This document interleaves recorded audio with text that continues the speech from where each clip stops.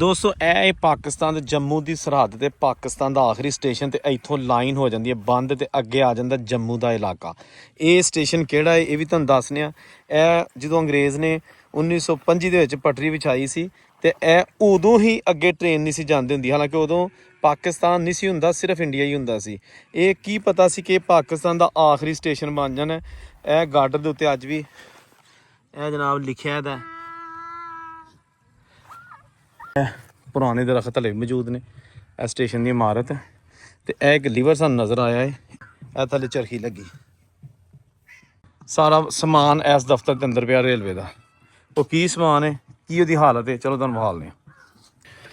ਦੋਸਤੋ ਇਹ ਪਾਕਿਸਤਾਨ ਦਾ ਆਖਰੀ ਸਟੇਸ਼ਨ ਤੇ ਇੱਥੇ ਟ੍ਰੇਨ ਬੰਦ ਹੋ ਜਾਂਦੀ ਹੈ। ਇੱਥੇ ਅੱਗੇ ਟ੍ਰੇਨ ਨਹੀਂ ਸੀ ਜਾਂਦੀ ਹੁੰਦੀ ਕਿਉਂਕਿ ਅੱਗੇ ਜੰਮੂ ਦਾ ਇਲਾਕਾ ਹੈ। ਇੱਥੇ ਇਹ ਬੈਰੀਅਰ ਲਾ ਕੇ ਤੇ ਇਹ ਪਟਰੀ ਜਿਹੜੀ ਇਹਨੂੰ ਬੰਦ ਕਰ ਦਿੱਤਾ ਗਿਆ ਹੈ। ਟ੍ਰੇਨ ਇਸ ਤੋਂ ਪਿੱਛੇ ਰਹਿੰਦੀ ਹੁੰਦੀ ਸੀ। ਇਹ ਹੈਗਾ ਏ ਚੱਕ ਅਮਰੂ ਰੇਲਵੇ ਸਟੇਸ਼ਨ, ਜਿਹੜਾ ਕਿ ਲਾਲਾ ਅਮਰਨਾਥ ਇੱਕ ਹਿੰਦੂ ਇੱਥੇ ਕਾਰੋਬਾਰੀ ਔਰ ਲੈਂਡਲਾਰਡ ਹੈਗਾ ਸੀ। ਉਹਨੇ ਅੰਗਰੇਜ਼ ਨੂੰ ਜਗ੍ਹਾ ਇਸ ਸ਼ਰਤ ਦਿੱਤੀ ਸੀ ਸਟੇਸ਼ਨ ਬਣਾਉਣ ਵਾਸਤੇ ਕਿ ਮੇਰੇ ਨਾਂ ਤੇ ਸਟੇਸ਼ਨ ਰੱਖਿਆ ਜਾਏ। ਫਿਰ ਇਹਦਾ ਨਾਂ ਰੱਖਿਆ ਗਿਆ ਚੱਕ ਅਮਰੂ, ਲਾਲਾ ਅਮਰਨਾਥ ਦੇ ਨਾਂ ਤੋਂ। ਤੇ ਇਹ ਰੇਲਵੇ ਦੀ ਪਟਰੀ ਜਿਹੜੀ ਹੈ ਇਹ ਤੇ ਇੱਥੇ ਕੋਈ 25 ਸਾਲ ਹੋ ਗਏ ਟ੍ਰੇਨ ਬੰਦ ਹੋ ਗਈ ਹੈ। ਇਹ 1925 ਦੀ ਵਿਛੀ ਹੋਈ ਪਟਰੀ ਹੈ। ਅੱਗੇ ਜਾ ਕੇ ਜੰਮੂ ਦਾ ਇਲਾਕਾ ਸ਼ੁਰੂ ਹੋ ਜਾਂਦਾ। ਤੇ ਚਲੋ ਤੁਹਾਨੂੰ ਵਿਖਾਉਂਦੇ ਹਾਂ ਇਹ ਸਟੇਸ਼ਨ 1947 ਦੀਆਂ ਯਾਦਾਂ ਲਾ ਕੇ ਸਾਲ ਦੇ ਵਿੱਚ। ਸਾਰਾ ਸਮਾਨ ਇਸ ਦਫ਼ਤਰ ਦੇ ਅੰਦਰ ਪਿਆ ਰੇਲਵੇ ਦਾ। ਉਹ ਕੀ ਸਮਾਨ ਹੈ, ਕੀ ਉਹਦੀ ਹਾਲਤ ਹੈ, ਚਲੋ ਤੁਹਾਨੂੰ ਵਿਖਾਉਂਦੇ ਹਾਂ। ਇਹ ਆ ਗਈਆਂ ਬਾਰੀਆਂ, ਇਹ ਦੇਖੋ ਕੁਰਸੀਆਂ, ਹਾਂਜੀ ਸਕੇਲ, ਅਲਮਾਰੀਆਂ, ਇਹ ਦੇਖੋ ਤੁਸੀਂ, ਇਹ ਦੇ ਸਾਰਾ ਕੁਛ,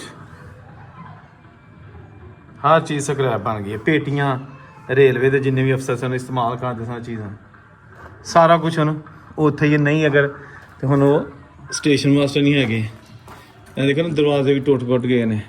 ਕਿਹਾ ਜਾਂਦਾ ਇੱਥੇ ਬਹੁਤ ਸਾਰੇ ਹਿੰਦੂ ਸਟੇਸ਼ਨ ਮਾਸਟਰ ਵੀ ਜਿਹੜੇ ਨੇ ਉਹ 1947 ਤੋਂ ਪਹਿਲਾਂ ਫਰਾਇਜ਼ ਸਰ ਅੰਜਾਮ ਦੇ ਚੁੱਕੇ ਨੇ। ਜ਼ਿਆਦਾਤਰ ਹਿੰਦੂ ਸਨ, ਥੋੜ੍ਹੇ ਮੁਸਲਮਾਨ ਸਟੇਸ਼ਨ ਮਾਸਟਰ ਨੇ ਜਿਹੜੇ 1947 ਤੋਂ ਪਹਿਲਾਂ ਇਸ ਸਟੇਸ਼ਨ ਦੇ ਉੱਤੇ ਆਪਣੀ ਡਿਊਟੀ ਦਿੰਦੇ ਹੁੰਦੇ ਸਨ। ਇਹ ਦਾ ਮਾਹੌਲ ਜਦੋਂ ਬਜ਼ੁਰਗ ਦੱਸਦੇ ਨੇ ਕਿ ਟ੍ਰੇਨ ਦਾ ਇੰਤਜ਼ਾਰ ਕਰਨ ਵਾਸਤੇ ਆ ਸਾਰਾ ਏਰੀਆ ਭਰਿਆ ਹੁੰਦਾ ਸੀ। ਇੱਥੇ ਰੇਹੜੀਆਂ ਹੁੰਦੀਆਂ ਸਨ, ਪਕੌੜਿਆਂ ਦੀਆਂ, ਫਲ ਵਾਲੀਆਂ, ਹਰ ਕਿਸਮ ਦੀਆਂ, ਪਾਣੀ ਪਿਆਉਣ ਵਾਲੇ।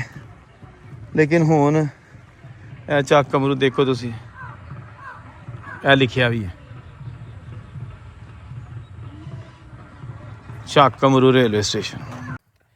ਇਹ ਜੀ ਚੱਕ ਅਮਰੂ ਰੇਲਵੇ ਸਟੇਸ਼ਨ ਦਾ ਬੋਰਡ ਲੱਗਾ ਹੈ। ਇਹਦੇ ਉੱਤੇ ਕਿਸੇ ਦੌਰ 'ਚ ਉਰਦੂ, ਹਿੰਦੀ ਤੇ ਇੰਗਲਿਸ਼ ਦੇ ਵਿੱਚ ਚੱਕ ਅਮਰੂ ਲਿਖਿਆ ਹੁੰਦਾ ਸੀ। ਹੁਣ ਇਹ ਤਕਰੀਬਨ ਸਟੇਸ਼ਨ ਖ਼ਤਮ ਹੋ ਗਿਆ। ਪਾਕਿਸਤਾਨ ਦੀ ਤੇ ਜੰਮੂ ਦੀ ਬਾਰਡਰ ਤੇ ਆਖਰੀ ਰੇਲਵੇ ਸਟੇਸ਼ਨ ਨੇ ਨਾਰੋਵਾਲ ਸੈਕਸ਼ਨ ਤੇ।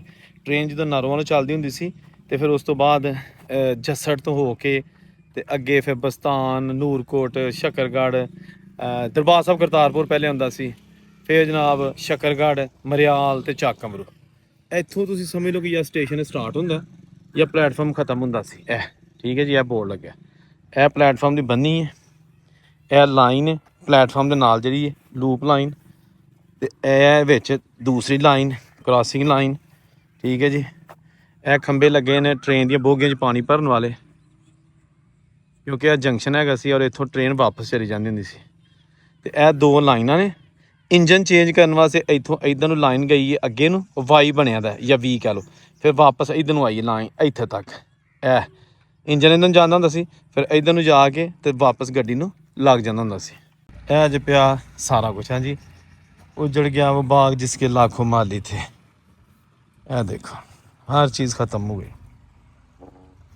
ਤੇ ਇਹ ਦਾ ਪਲੇਟਫਾਰਮ ਇਸ ਸਾਈਡ ਤੇ ਅੱਗੇ ਜੰਮੂ ਦੀ ਸਰਹੱਦ, ਅੱਗੇ ਟ੍ਰੇਨ ਨਹੀਂ ਸੀ ਜਾਂਦੀ ਹੁੰਦੀ, ਜਦਕਿ ਇਸ ਸਾਈਡ ਤੇ ਅੱਗੇ ਮਰਿਆਲ, ਸ਼ਕਰਗੜ੍ਹ, ਨੂਰਕੋਟ, ਬਸਤਾਨ, ਉਸ ਤੋਂ ਬਾਅਦ ਦਰਬਾਰ ਸਾਹਿਬ ਕਰਤਾਰਪੁਰ, ਜੱਸੜ ਤੇ ਨਾਰੋਵਾਲ ਰੇਲਵੇ ਸਟੇਸ਼ਨ ਆਉਂਦੇ ਨੇ। ਠੀਕ ਹੈ ਜੀ। ਇਹ ਸੀ ਅੱਜ ਦੀ ਵੀਡੀਓ। ਉਮੀਦ ਹੈ ਤੁਹਾਨੂੰ ਅੱਛੀ ਲੱਗੀ ਹੋਏਗੀ। ਲਾਈਕ, ਕਮੈਂਟ, ਸ਼ੇਅਰ ਜ਼ਰੂਰ ਕਰ ਦਿਓ। ਤੇ ਜਿੰਨੇ ਹਾਲੇ ਤੱਕ ਚੈਨਲ ਸਬਸਕ੍ਰਾਈਬ ਨਹੀਂ ਕੀਤਾ ਉਹ ਚੈਨਲ ਪਲੀਜ਼ ਜ਼ਰੂਰ ਸਬਸਕ੍ਰਾਈਬ ਕਰ ਦਿਓ। ਅੱਲਾ ਹਾਫਿਜ਼। ਇਹ ਜੀ ਕਾਂਟਾ ਚੇਂਜ ਕਰਨ ਵਾਲਾ ਲੀਵਰ ਅੱਜ ਵੀ ਮੌਜੂਦ ਹੈ। ਇੱਥੇ ਵਿੱਚ ਆ ਪਟਰੀ ਹੈ, ਇਹ ਜਿਹੜੀ ਹੈ, ਤੇ ਇਹ ਦੋ ਪਟਰੀਆਂ ਨੇ। ਇੱਧਰ ਸਟੇਸ਼ਨ ਹੈ ਤੇ ਇਹ ਕਾਂਟਾ ਇਹਦੇ ਨਾਲ ਚੇਂਜ ਕਰੀਦਾ ਹੁੰਦਾ ਸੀ ਤਾਂ ਕਿ ਇੱਕ ਪਟਰੀ ਤੋਂ ਦੂਸਰੀ ਹਲੇ ਵੀ ਹਿਲਦਾ ਪਿਆ, ਵੇਖੋ ਤੁਸੀਂ, ਉਹਨੇ ਬਿਲਕੁਲ ਨਕਾਰਾ ਹੋ ਗਿਆ, ਲੇਕਿਨ ਇਹ ਲੀਵਰ ਹਲੇ ਵੀ ਹਿਲਦਾ।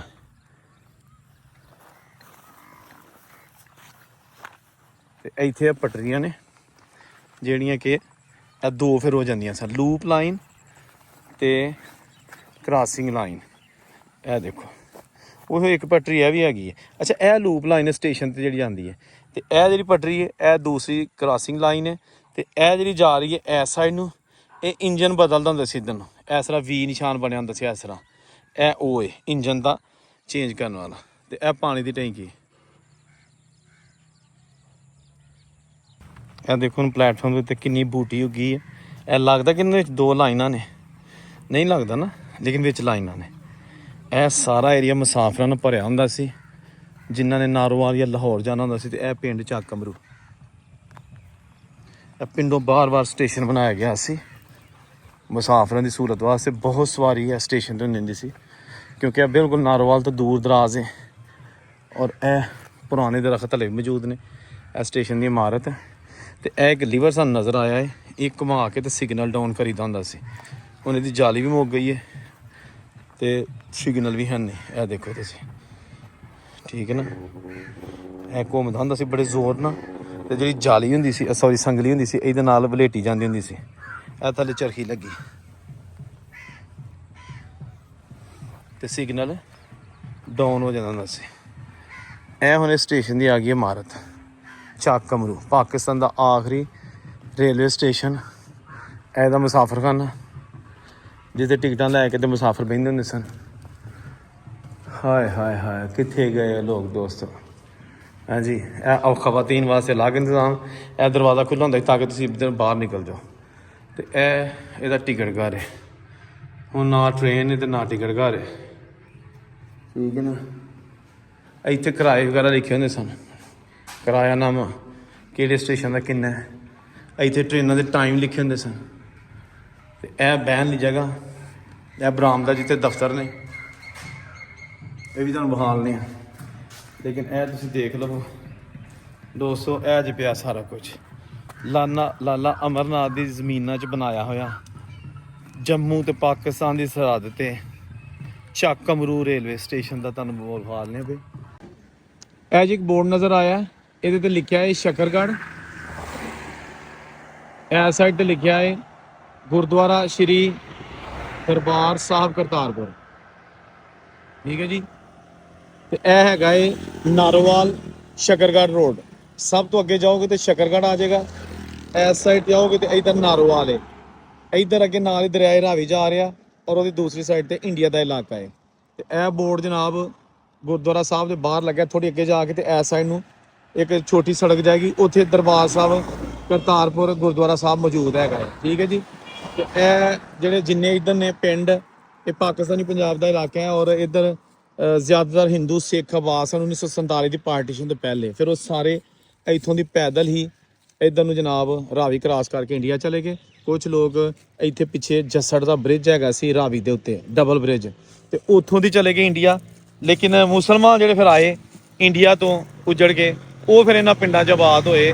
ਤੇ ਇਸ ਵੇਲੇ ਇਹਨਾਂ ਪਿੰਡਾਂ 'ਚ ਬਹੁਤ ਸਾਰੇ ਐਸੇ ਲੋਕ ਮੌਜੂਦ ਨੇ ਜਿਹੜੇ ਮਾਰ ਜਾਂਦੇ, ਯਾਨੀ ਇੰਡੀਆ ਤੋਂ ਹਿਜਰਤ ਕਰਕੇ ਆਏ ਨੇ। ਤੇ ਇਹ ਪਿੱਛੇ ਬੋਰਡ ਲੱਗਾ